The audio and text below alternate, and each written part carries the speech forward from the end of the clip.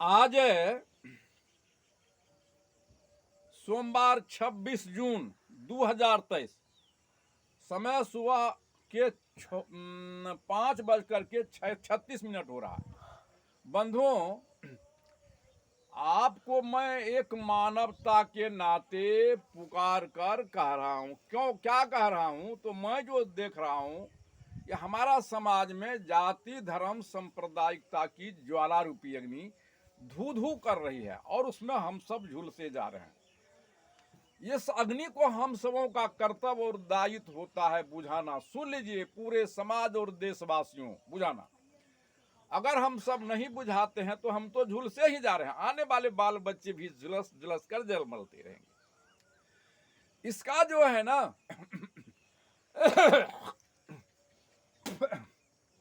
मुख्य कारण है अशिक्षा और धर्म गुरु। अब प्रशासन में न्यायिक व्यवस्था सुदृढ़ नहीं है, जिसका कारण इस समाज में ज्वाला रूपी अग्नि धू धू कर रही है। और ये अग्नि बुझेगी कैसे? इसलिए हमारे समाज में जितने भी मत पंथ सांप्रदायिकता को मानने वाले इंसान है, उसको मत पंथ जाति धर्म से अलग उठ करके हम सबों को एक साथ आना होगा। एक साथ आकर के क्या करना होगा? तो किसी विषय वस्तु पर अनुसंधान संशोधन करना होगा। और इसके लिए क्या करना होगा? वैचारिक क्रांति करना होगा, जन अदालत में फैसला करना होगा। क्या धर्म हिंदू मुसलमान सिख ईसाई है? तो मैं चुनौती करता हूं, जे हम धर्म कहीं हिंदू मुसलमान सिख ने, हम सब सारे एक प्रकृति के संतान है। सबका पहला संबंध प्रकृति ही परमपिता है, जिस ईश्वर है, गॉड है। सांस है, दूसरा आत्मा शरीर से है, तीसरा भाई बंधु परिवार पंचायत प्रखंड प्रांत देश विदेश से है। तो जैन बुद्ध ईसा मूसा हजरत यहूदी पारसी सब इंसान थे और सबके संबंध उसी प्राकृतिक परमपिता से सांस था। और सबके अंदर में यही चेतन आत्मा था जो सूर्यमणि के समान ज्योति जल रही है, जो सबको देख रहा है। सब कोई नहीं देखता, उसी प्राकृतिक परम प्रभु का सत्ता है। यह सबको देख रहा, सब कोई इनको नहीं देखता। और सबों का शरीर माँ के ही, माता पिता क्या, प्राचीन खुद प्राकृतिक प्रदत्त रूप लिए थे। सतपुरुष जिनको कहते हैं आदम हवा, अभी भी वही प्राकृतिक ही परम बिंदु है। बीज को रखिए ना जमीन पर, अपना रूप लेता है। तो प्रत्यक्ष जो है ना, सबों का शरीर माता ही पिता के द्वारा मिला है। अब बिंदु में ही द्वंद्व है, इसलिए यह उनका प्रकृति का दोनों रूप है। जो देखते हैं पृथ्वी का और आकाश का, उनका ही दोनों रूप है। और सबों का शरीर जो है ना, मैं चैलेंज करता हूं, मालूम पड़ता है जो सही सुनने वाला नजर नहीं आता है।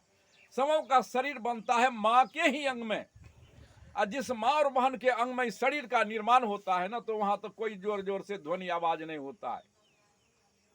और इतना ही तक नहीं, उस कुदरत को माँ के गर्भ में बाल बाल बनाने में भूल नहीं हुआ है। कैसा वह कलाकार है! धनुओ सुतिहार मंदिर निर्मायो, टेर घोंच घन कोरा लगायो, जिस पर विज्ञान अणु परमाणु इलेक्ट्रॉन प्रोटॉन अल्फा बीटा पर पहुंचा, परंतु विजय नहीं पाया है।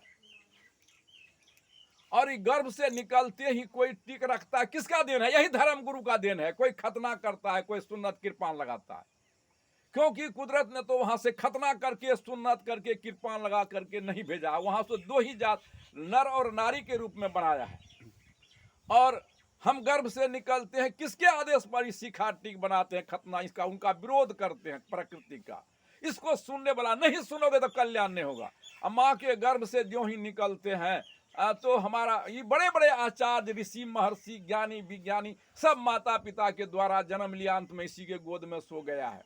आज माता पिता हैमान हो गया। बराबर मैं कहता हूँ, पत्थर भगवान फोटो गुरु हो गया है।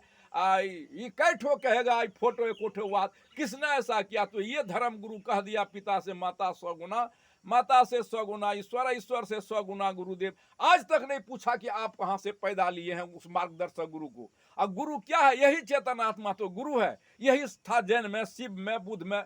उधर विस्तार में नहीं हुआ, सुनने वाला नजर नहीं आता। इसका समाधान करने के लिए सबका संबंध तो अनुसंधान करे तो सिद्ध हो जाएगा, सब प्रकृति के संतान है। और ये जब हम जन्म लिए हैं, उस वक्त यही भोजन जो करते पदार्थ से, तो कोई नहीं कहता था कौन जात कौन धर्म जन्म लिया। लड़का जन्म भले की लड़की हो, जब रास्ते में जाते कोई नहीं पूछता कौन जात कौन धर्म जा रहा है।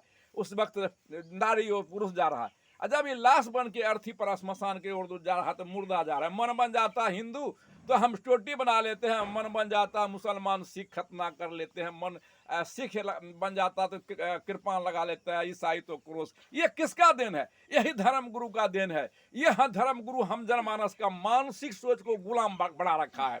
कितनों प्रवचन का झड़ी लगा देंगे, कुछ कर देंगे इसका समाधान, जब तक हम सब नहीं आएंगे।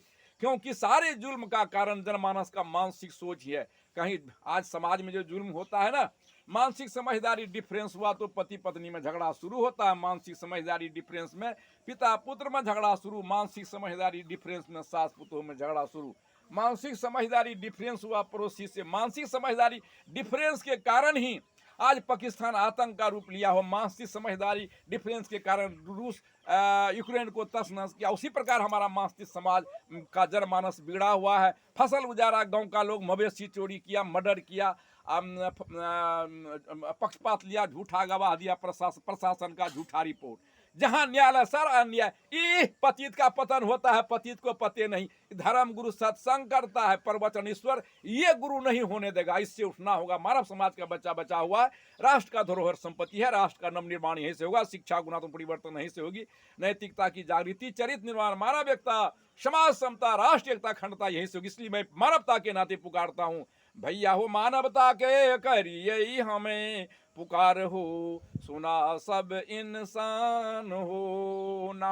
मानव सूक्ष्म में शक्ति सत्ताधारी बिंदु स्वरूपा हुई, अजीब शिव स्वयं छाले मानव तन इहो मकान हो, सोच समुझ इंसान हो ना। कहे भाई भक्त आत्मस्वरूप जगदीश मानव जी कर जोर, सुनो भैया हिंदू मुस्लिम सिख ईसाई यहूदी पारसी जैन सब मोर, भैया हो ताजी हो दियो जाति पाति, धर्म पद मद अभिमान हो, हेते तोहर हमर कल्याण हो ना। प्रिय बंधुओं, हम जाति पाति धर्म सांप्रदायिकता के पद को मद को रद्द करें, वेद पुराण कुरान बाइबिल के झगड़ा को छोड़े, मानव को मानव से नाता जोड़े, समाज में समता प्रेम बढ़ावें, समाज में सामाजिक न्याय लावें, धर्म अखंडता का करे काम, तब होगा सबका कल्याण, नहीं तो होगा आत्महान। आत्म है, धिक्कार है, धिक्कार है इस देश के विद्वानों का, बुजुर्गों का, इस जुल्म करने वाला से जुल्म सहना। इस देशवासी के जो विद्वान है देश के, यह जुल्मी है, इनको देखता नहीं है। मैं चिल्ला चिल्ला के कह रहा हूँ, रो रो के कह रहा हूँ।